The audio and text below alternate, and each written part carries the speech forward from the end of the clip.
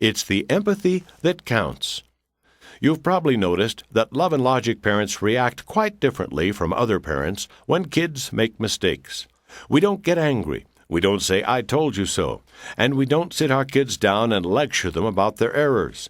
If we did those things, we would be impeding the logic of the consequences from doing their thing. The child's anger would be directed toward us and not toward the lesson the consequences teach. Also, when we sit kids down and explain to them, even in the nicest terms, what they did wrong and why it didn't work out, we deflect their thinking from their own consequences to us. We only hinder the power of the consequences when we do that. The thing that drives the lesson into our children's hearts after they make a mistake is our empathy and sadness. We put the relationship between us and our children foremost in our minds. Our love for them reigns supreme. We have been building their self-esteem from infancy, telling them they are loved, skillful, and capable. And a foul-up, regardless of how serious on their part, doesn't change anything. They must be told that message continually. So when our children make a mistake, we really ache for them. We know what it's like, and we tell them this in all seriousness. When our kids blow it and suffer the consequences, it is crucial that we express our sadness to them. Love and Logic Tip 26. Messages that lock in empathy. When our kids mess up, we are often overcome with anger and want to punish them. The better thing to do, though, is lock in our empathy for them and then let the consequences do the teaching.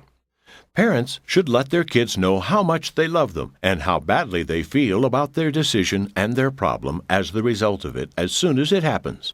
Before getting angry or sucked into the child's problem, try using one of the following statements. "What a bummer." "Really? I know you, and I'm sure you'll come up with something." "That's terrible. How are you going to handle it?" "Oh, no, I'm glad that's not my paper or report card, grade, late assignment, specific problem. You must feel awful. What can you do?" That's really an interesting way of looking at it. Let me know how that turns out." "Wow, what a mess. Let me know what you come up with." When we make these types of comments, we don't put ourselves up against our kids. We put ourselves squarely on their side and on the side of their learning from their mistakes. They need to know we will be with them through it all, but that we will not take away any of their responsibility in the process. Michelle was well on her way to becoming a Love and Logic parent. She strove to give away the control she didn't need, and she always made sure Brianne, her sixth-grade daughter, had to do more thinking than she did. When Brianne came home from school one day with a D on her spelling test, Michelle's parenting philosophy was put to a more rigorous test. Michelle kept hearing a voice in her head that said, "This could be a great opportunity. Don't blow it by reminding her." And Michelle didn't reprimand her daughter. She also knew that the teacher had provided the consequence, so she didn't say anything about that either. Michelle did exactly what she knew was right. She felt sorry for her daughter. She balanced the consequences with an equal amount of empathy.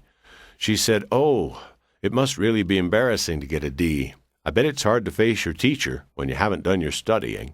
I bet you feel awful." Brianne got very quiet and was thinking about what she had done. Then Michelle thought of a Love and Logic principle. When you run out of things to say, transfer the problem to the youngster by asking a question. So Michelle said, "What are you going to do, Brianne?" Brianne, with a downcast face, meekly replied, "I don't know what I'm going to do." So far, so good. Michelle had the control she needed, and Brianne, with all her thinking, was owning the problem and devising solutions. But then Michelle slipped up and said, "Because you refuse to study, you're not going to the party on Friday." "What do you mean I'm not going to the party?" Brianne yelled. "It's not my fault I got a D. You should see the words the teacher gives. She never gives us time to study, and she never helps me when I raise my hand. It's just not fair." Allowing consequences while showing empathy is one of the toughest parts of Love and Logic parenting.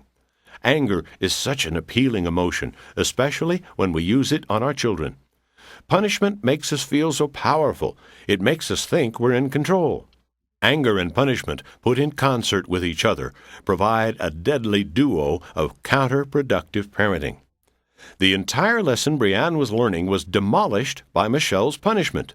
For the consequences to have any benefit, we must commiserate with our kids, not yell at them. They have nobody to be angry with but themselves when we show sadness. Because of punishment, Brianne had her mom to blame. We are constantly giving messages to our kids, but the overriding message of all must be one telling them they're okay. They may be having a hard time with their lives. They may have made a mistake and will have to live with the consequences, but we're in their corner and love them just the same. Empathy about the consequences shows our kids that kind of love. It allows the logic of the consequences to do the teaching.